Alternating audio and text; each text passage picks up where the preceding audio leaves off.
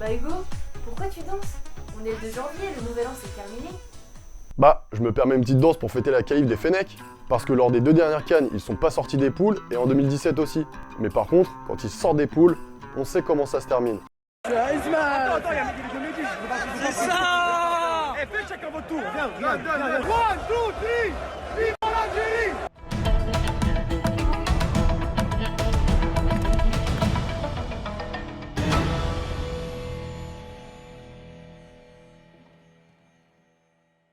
Bonjour à toi et bienvenue dans le Daily Maroc. Bon, aujourd'hui il n'y a pas de match, mais on a quand même réussi à trouver des petites pépites, histoire de te divertir. Déjà, la phase de groupe c'est terminé, donc je pense que c'est le bon moment de rendre hommage à ceux qui nous ont quittés.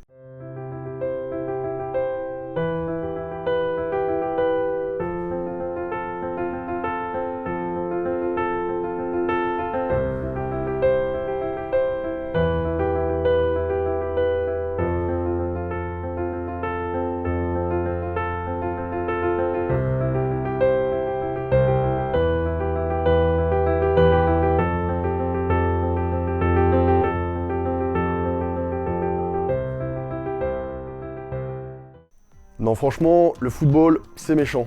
Il y a vraiment des supporters qui ont pas le droit au bonheur. Même pas un but, même pas un. 3 matchs, même pas un but. On a célébré un carton rouge.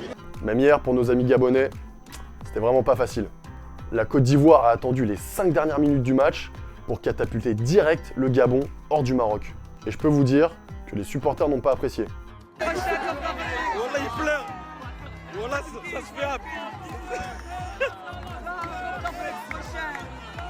En tout cas, le pilote, lui, il était prêt. Vous êtes disqualifié. Venez, je dois vous déposer. Moi, je ne dois pas être là à l'aéroport en train de vous attendre. 3 heures du matin, comment ça se fait que moi, le pilote VIP, je commence à quitter l'aéroport pour commencer à vous chercher dans des villes. Mais du coup, il a réagi comment, le gouvernement gabonais, à cette élimination de la CAN?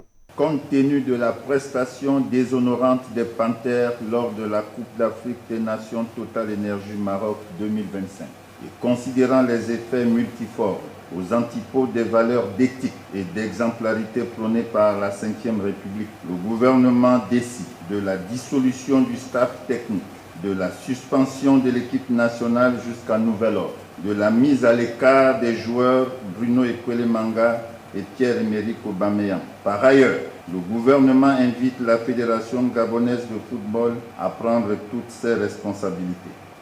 Ah oui, quand même. Bon, on a quand même une petite pensée pour notre Marseillais Aubameyang, qui, en plus de s'être fait écarter de la sélection, subit une avalanche de critiques. Hugo, tu fais quoi encore? Bah, j'ai décidé de rendre hommage à Michel Kouka, qui lui-même rend hommage à Patrice Lumumba. Lui, vous l'avez forcément vu. Mais est-ce que vous connaissez vraiment son histoire? Depuis le début de la compétition, Michel Kouka, c'est devenu un symbole, mais surtout une star. À chaque match de la République démocratique du Congo, ce supporter des Léopards imite la statue représentant Patrice Lumumba, ancien leader de la RDC. Souvent comparé à l'homme politique pour sa ressemblance assez flagrante, Michel avait envie de rendre hommage à l'homme qui a joué un rôle clé dans la lutte pour l'indépendance de la RDC. Pour rappel, Patrice Lumumba avait été assassiné quelques mois après sa prise de fonction en tant que Premier ministre. Et 65 ans plus tard, il reste un symbole de la résistance anticoloniale. Bon après, Michel danse très bien aussi. C'est le moment de se projeter un peu sur les 8e de finale de cette CAN 2025 et aussi de ses qualifiés. Les Algériens, les Marocains, les Tunisiens, je vois les Maliens, les Sénégalais, les Ivoiriens, j'en vois des tas d'autres que je n'ai pas cités. Pour Opta, à l'heure où on se parle, c'est le Maroc qui va finir champion. Donc on va rester à l'affût et surveiller ça. Et les supporters, eux, ils en pensent quoi? Tout de suite, le prono du peuple.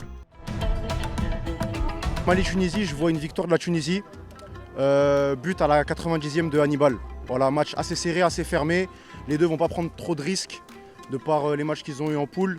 Et ça va le faire, on soutient nos frères tunisiens. Mais le Mali, je les aime bien aussi, hein. Mais je pense pour la Tunisie, j'avoue.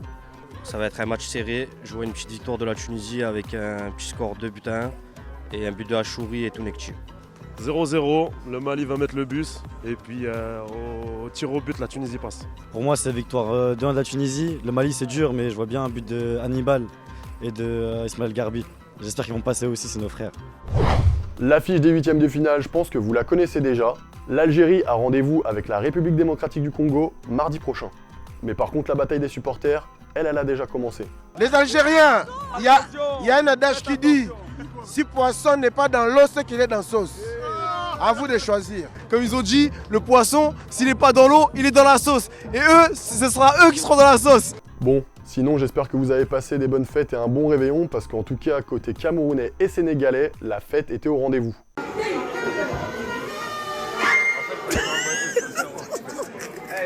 Bonne année. Beaucoup d'argent, beaucoup d'argent. Beaucoup de riz, les gars. Bonne année. Même l'entraîneur du Sénégal, il a lâché son petit pas de danse.